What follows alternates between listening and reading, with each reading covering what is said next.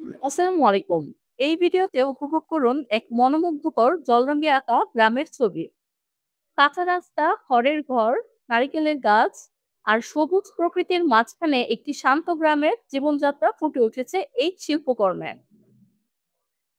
এই ছবি এঁকেছে আমার প্রতিভাবান ছোট ভাই নাজমুল সাকিব, যে আমাদের গ্রাম বাংলার সৌন্দর্যকে রঙে রঙে জীবন্ত করে তুলেছে।